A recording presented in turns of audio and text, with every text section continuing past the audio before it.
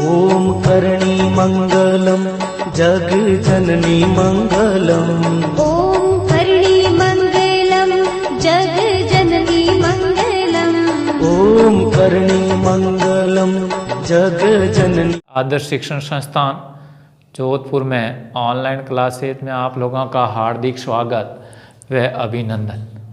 कक्षा 10वीं विषय गणित, अध्याय 3, दो चरों वाले रैखिक समीकरण। अब हम लोगों ने पिछले वीडियो के अंदर ये देखा था कि हम लोगों का बीजगणितीय रूप है, बीजगणितीय स्थिति व उसका ग्राफीय निरूपण सीखा था। अब उसमें थोड़ा आगे चलते हैं तो हम लोगों का है वो ग्राफीय निरूपण करने से पहले ही हम उस स्थिति तक पहुंच गए हैं कि उस समीकरण का ग्राफीय निरूपण कैसा होगा और बीजगणितीय निरूपण कैसा होगा, समीकरण संगत है या असंगत, उसके बारे में हम है वो जानकारी है वो प्राप्त करेंगे। तो हम देखते हैं कि व्यापक रैखिक समीकरण युग्म यानी मानक रूप लिखने का तरीका ये था कि समीकरण है तो ax + by + c = 0। अब हमारे यदि दो समीकरण का रैखिक समीकरण युग्म दिया गया है तो हम अंतर करते हैं उसमें a1x + b1y + c1 = 0, a2x + b2y + c2 = 0। तो ये व्यापक रैखिक समीकरण युग्म लिखने का तरीका है। अब हम लोगों को रैखिक समीकरण का युग्म दिया होगा, देने के बाद हम है वो इस व्यापक रैखिक समीकरण युग्म के अनुपातों की तुलना करेंगे और अनुपातों की तुलना से हम है वो उसकी जानकारी प्राप्त करेंगे कि ग्राफीय निरूपण कैसा होगा, बीजगणितीय निरूपण कैसा होगा, संगत या असंगत। तो देखिए यानी पहली स्थिति है कि a1/a2 का अनुपात b1/b2 के अनुपात के बराबर नहीं है। जिस समीकरण का जो समीकरण युग्म दिया गया है उस समीकरण का ये स्थिति बनती है, तो इस स्थिति में ग्राफीय निरूपण होगा हमेशा प्रतिच्छेद करती हुई रेखाएं होगी, यानी क्रॉस करती हुई रेखाएं होगी। और उसका बीजगणितीय निरूपण देखते हैं तो केवल एक हल होगा, अद्वितीय होगा, यानी जहां प्रतिच्छेद करती है वहां x और y का मान है वो उसका हल होगा। और जब यानी किसी का भी बीजगणितीय निरूपण के अंदर हल होता है तो वो संगत युग्म होता है रैखिक समीकरण, तो ये संगत युग्म। अब दूसरी स्थिति में आते हैं, जब इस व्यापक रैखिक समीकरण युग्म से जो समीकरण युग्म दिया गया है उसकी तुलना करते हैं तो देखते हैं कि a1/a2 का अनुपात, b1/b2 का अनुपात और c1/c2 का अनुपात, यदि तीनों का अनुपात बराबर है तो ऐसी स्थिति में ग्राफीय निरूपण है वो समपाती रेखाएं होगी और बीजगणितीय निरूपण के अंदर अपरिमित रूप से अनेक हल आएंगे। यानी कहने का अर्थ हुआ कि उसके x और y का एक मान है अनेक हल, और जिसका हल है वो रैखिक समीकरण युग्म है, वो संगत युग्म होता है। अब तीसरी स्थिति के अंदर आते हैं तो तीसरी स्थिति के अंदर देखते हैं कि a1/a2 का अनुपात b1/b2 के अनुपात के बराबर तो है, परंतु c1 और c2 का अनुपात के बराबर नहीं है। तो ऐसी स्थिति में ग्राफीय निरूपण है वो समांतर रेखाएं होगी और उसका बीजगणितीय निरूपण के अंदर कोई हल नहीं होगा। यदि कोई हल नहीं है तो हम भी जानते हैं कि उसका है वो युग्म कैसा होगा, तो वो होगा आपका संगत नहीं होगा। तो संगत नहीं होगा तो असंगत युग्म होगा। अब देखिए 3.2 का पहला प्रश्न है, कि निम्नलिखित समस्याओं में रेखिक समीकरण युग्म का निर्माण कीजिए और उनके ग्राफीय विधि से हल कीजिए। तो इसमें है कक्षा 10 के 10 विद्यार्थियों ने वो एक गणित की पहेली प्रतियोगिता में भाग लिया। यदि लड़कियों की संख्या लड़कों की संख्या से 4 एवं अधिक हो तो प्रतियोगिता में भाग लेने वाले लड़के और लड़कियों की संख्या ज्ञात कीजिए। अब जब हम कोई रेखिक समीकरण युग्म का समस्या दी गई है उसका निर्माण करना है तो हम सबसे पहले प्रश्न को समझना जरूरी है, और यदि प्रश्न समझ लेते हैं तो हम समीकरण का निर्माण है वो आसानी से कर सकते हैं। यदि प्रश्न हम नहीं समझते हैं तो फिर समीकरण का निर्माण करने में भी हम लोगों को है वो कठिनाई पैदा होती है। अब क्योंकि हमें ज्ञात तो है नहीं, इसलिए मान लेते हैं कि माना लड़कियों की संख्या है वो, यहाँ लड़कियों की संख्या क्या मानी है तो है वो यहाँ मानी x, और तथा लड़कों की संख्या है वो y मानी। अब देखो कुल संख्या, तो कुल संख्या है वो लड़के और लड़कियां मिलाकर है, तो यहाँ कुल संख्या वो लिख दिया, यहाँ वो लिख दिया x + y। अब देखिए अब प्रश्नानुसार क्या कह रहा है, यदि लड़कियों की तो इस दोनों का योग, क्योंकि x और y कुल संख्या है, तो यहाँ प्रश्नानुसार लिख दिया x + y = 10। ये समीकरण है वो प्राप्त हो गया एक। अब दूसरी शर्त में ये कह रहा है कि लड़कियों की संख्या लड़कों की संख्या से 4 अधिक है, तो लड़कियों की संख्या x है हमारे पास। अब बराबर लड़कों की संख्या कितनी है y, और y से कितना अधिक है 4 अधिक है, तो y + 4 मिलेंगे तब लड़कियों की संख्या के बराबर। ये समीकरण है वो 2 दे दिया। अब हमें ये समीकरण बनाने के बाद इसने कहा है कि ग्राफीय विधि से हल करना है, तो ज्योमेट्री का निर्माण करना है तो हमें वो मान मानेंगे। तो हम लोगों ने है वो समीकरण 1 ले लिया x + y = 10। इसमें पक्षांतर कर दिया x का, तो y का भी कर सकते हैं, एक चर इधर और दूसरा चर है उधर ले जाते हैं, और यदि एक चर का कोई गुणांक होता तो हम नीचे ले जाते हैं। तो यहाँ देखे हो, यहाँ y ये 10 ये माइनस। अब मैंने बताया था कि एक चर उधर दाईं तरफ ले गए, उसका मान है कुछ भी मानने के लिए स्वतंत्र है हम, परंतु मैंने कहा है पहले बताया है कि मान इतना छोटा माने ताकि हमारे को ग्राफ के अंदर पैमाना भी बड़ा नहीं लेना पड़े, संख्या में भी ज़्यादा दिमाग नहीं लगाना पड़े, इसलिए सरलता हो। तो यहाँ x = 3 ले लिया, तो यहाँ देखो ये समीकरण है हमारे पास, तो y का y 10, x का मान 3 लिया तो 3 लिख दिया, तो 10 में से 3 चला गया 7। अब x का मान 7 ले लिया तो उस समीकरण के अंदर रख दिया कि y = 10 और ये x का मान है वो 7 रख दिया, 10 में से 7 चले गए थे। और फिर x = 8 ले लिया तो y = 10 - 8 = 2। तो इस प्रकार से हमें x और y का मान है वो प्राप्त हुआ। तो देखिए यहाँ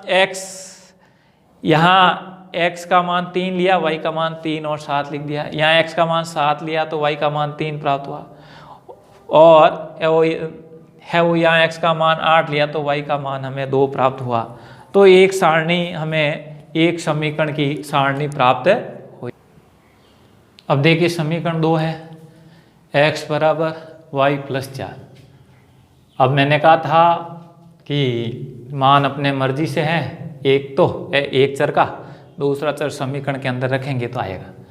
तो y = -2 रख दिया तो x का x, y का मान -2 प्लस का प्लस ये 4, तो सरल किया तो प्लस के 2 आ गए। यदि y = 3 रख दिया, x का x और y का मान है वो 3 रख दिया और ये 4, 3 और 4 7 में। यदि y का मान 0 रख दिया मैंने तो यहाँ 0 + 4 4, तो हमारी सारणी बन गई दूसरी। x का 2 है तो y का मान -2 है, x का मान 7 है तो y का मान 3 है, जब x का मान 4 है तो y का मान 0 है। अब हमें इसके ग्राफीय निरूपण करना है। तो पहले भी देखा है कि ये तल है और ये कौन सा अक्ष है, तो ये x अक्ष है, ये y अक्ष है। अब सारणी 1 हमें प्राप्त हुई थी, x प्लस वाई बराबर 10 समीकरण वाली x का मान 3 और y का मान 7, तो x का मान 3 और y का मान 7 यह दर्शा दी। x का मान 7 और y का मान 3, x का मान ये 7 है और y का मान ये 3 है, तो यहाँ रहती है P बिंदु। अब यहाँ है वो x का मान 8 है तो ये 8 हो गया, और y का मान 2 है तो 2, ये 8 और 2, तो ये आपकी एक रेखा हो गई। और इस रेखा को मैंने बताया था कि जितनी हमारे ग्राफ के अंदर क्षमता है यानी ग्राफ है उतना आगे पीछे बढ़ाना है। अब आपके दूसरी सारणी के अंदर ये है कि 2 और -2, तो ये 2 है और ये -2 है y का, तो ये 2 और x का मान पहले लिखते हैं, y का निर्देशांक बाद में लिखते हैं। x बराबर 7 है, y बराबर 3 है, तो यहाँ x का मान है वो 7, यहाँ ये 7 और ये 3, और ये 4 और 0 है तो x का मान 4 है और y का मान 0 है, तो बिंदु कहाँ होता है x अक्ष।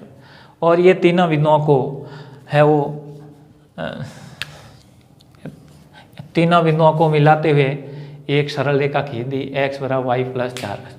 अब इसने कहा है कि ग्राफीय विधि को हल कीजिए, तो इसका मतलब ये है कि जहाँ ये रेखाएं दोनों प्रतिच्छेद कर रही है वहाँ x और y का मान होगा। तो x का निर्देशांक यहाँ देख लेते हैं 7 और y का निर्देशांक 3 है, तो यहाँ 7 और 3 यानी x का मान 7 है, y का मान, तो यानी कुल संख्या 10 थी, तो लड़कियों की संख्या 7 आ गई क्योंकि लड़कियों को x माना था, और लड़कों की संख्या 3 आ गई, लड़कों को y माना। तो इस प्रकार से हमारे यदि 6 नंबर का ग्राफ आता है तो इस ग्राफ को है वो करना है। तो यहाँ लड़कियों की संख्या लड़कियों जहाँ से ये प्रतिच्छेद करती है।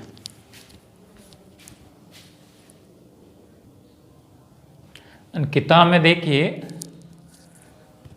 यानी 4 प्रश्न हैं, उसमें अलग अलग बनाए हैं। दूसरा प्रश्न ऐसा है, अनुपात A1/A2, B1/B2 और C1/C2 की तुलना कर ज्ञात कीजिए कि निम्न समीकरण युग्म द्वारा निरूपित रेखाएं एक बिंदु पर प्रतिच्छेद करती है या समांतर है या समपाती है।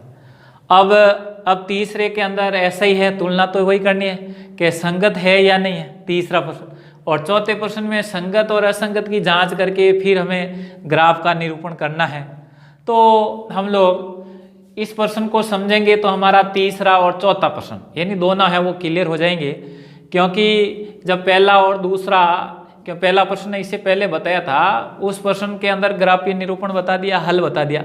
अब इसके अंदर मैं कि रेखाएं कैसी होगी वो बता दूंगा, और फिर संगत और असंगत भी बता दूंगा। हालांकि क्या ना वीडियो के प्रारंभ में मैंने है वो बताया था आपको संगत असंगत प्रतिच्छेद रेखाएं यानी कैसे होगी उसका ग्राफीय निरूपण, ये सब बताया था। तो भी एक समीकरण दिया है कि 5x - 4y + 8 = 0 और 7x + 6y - 9 = 0। ये हम लोगों का समीकरण युग्म दिया गया।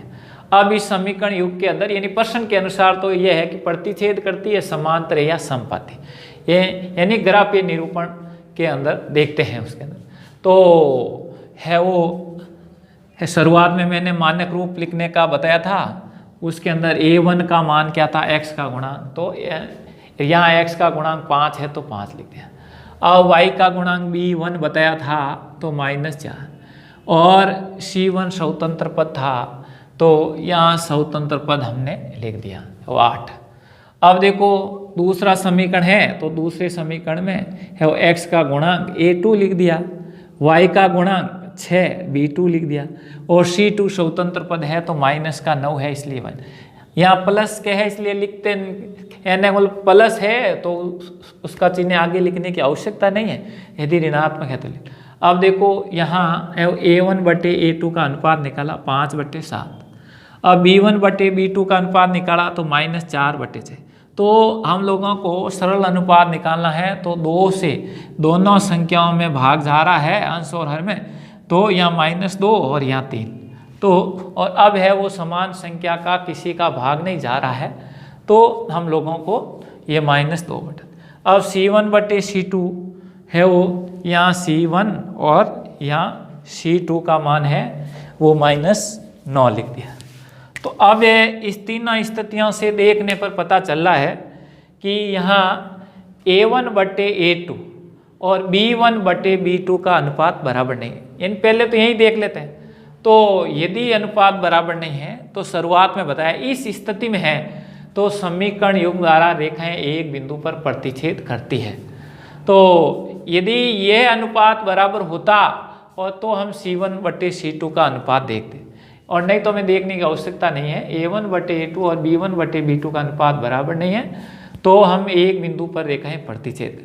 अब हम लोगों का संगत होगा या तो यहाँ प्रतिच्छेद करती है तो समीकरण युग्म का हल है इसका मतलब कैसा समीकरण युग्म कैसा होगा, संगत होगा। तो तीसरे प्रश्न में है वो केवल इसकी तुलना करके आप लोगों को समीकरण के युग्म दिए गए हैं, उस समीकरण के युग्म की तुलना करके केवल संगत और असंगत की जांच करनी है। तो इस स्थिति से ही हम है वो करेंगे। अब है वो चौथे प्रश्न के अंदर ऐसा है कि पहले तुलना करनी है और यदि संगत है तो उसका ग्राफीय निरूपण के द्वारा है वो हल करना। तो हम सबसे पहले तो प्रक्रिया यही करेंगे और फिर हम संगत बताएंगे संगत है तो, और फिर हमने जो पहले प्रश्न के अंदर ग्राफ का जिस प्रकार निरूपण किया था यानी उसी प्रकार ग्राफ में है वो बनाना है। और चौथे प्रश्न के अंदर समीकरण भी दिया है तो हमारा काम एक सरल है, क्योंकि समीकरण बनाना नहीं है, क्योंकि पहले प्रश्न में तो समीकरण भी बनाया था। समीकरण बनाने के बाद हम लोगों ने है वो ग्राफ का निर्माण किया था। तो हम लोगों के 4 प्रश्न तक आप लोगों को इसमें करने हैं।